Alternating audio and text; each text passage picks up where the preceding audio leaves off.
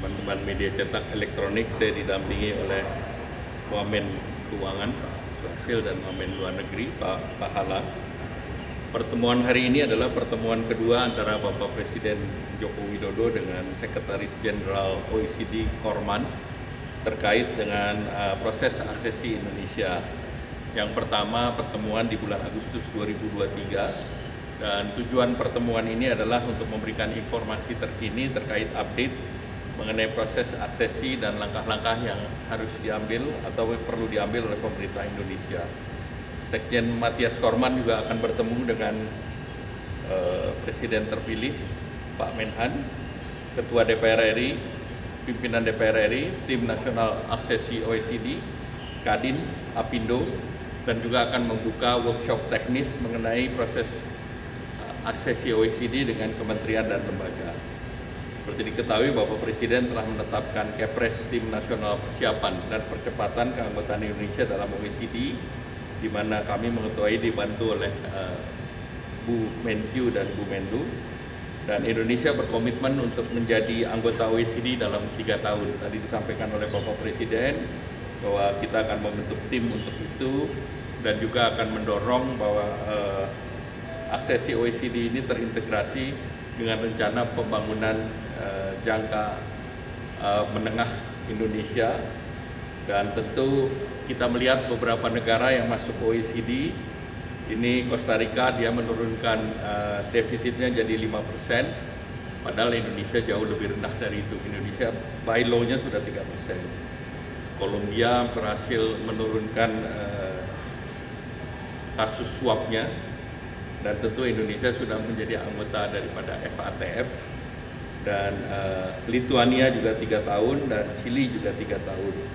Nah, komitmen beberapa negara terhadap OECD antara lain Australia, Belanda maupun Jepang, baik dalam bentuk capacity building maupun dalam bentuk pendanaan, dan Jepang sendiri mendorong bantuan teknis melalui JICA. Langkah selanjutnya tentu ini proses yang self-assessment. Kita akan membuat memorandum dalam sekitar 250 hari ke depan. Dan tadi dalam pembicaraan Bapak Presiden dengan Sekjen Korman juga dibahas hal yang dalam proses OECD ini, OECD juga akan membantu terkait dengan pengembangan ekosistem semiconductors, dan mereka juga akan belajar bagaimana ASEAN telah menjalankan proses roadmap digital, yaitu Digital Economy Framework Agreement, yang itu juga menjadi proses pembelajaran di OECD.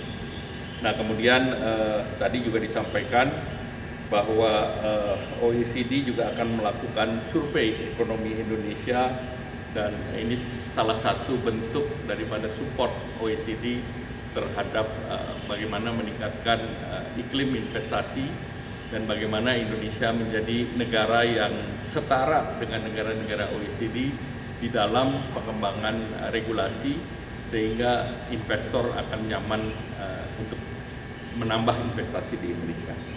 Demikian, terima kasih. Ada tambahan? Ya, boleh. Silakan.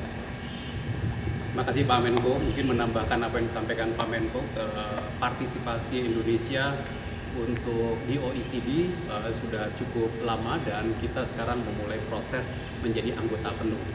Sebenarnya kita juga sudah menjadi key partner dari OECD sejak tahun 2007, dan sejak 2014 kita menjadi koordinator co-chair bersama Jepang memulai yang namanya program OECD untuk Southeast Asia Regional Program.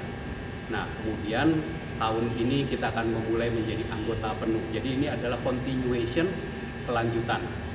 Untuk itu kita akan bekerja dengan OECD di bawah arahan Bapak Presiden, Bapak Wakil Presiden, Pak Menko, untuk menyusun initial memorandum yang isinya adalah assessment Indonesia terhadap situasi Indonesia. Kita berharap initial memorandum ini akan menjadi alat bagi Indonesia menyampaikan kepada dunia apa saja yang sudah dilakukan oleh Indonesia untuk kita melakukan reformasi di ekonomi Indonesia.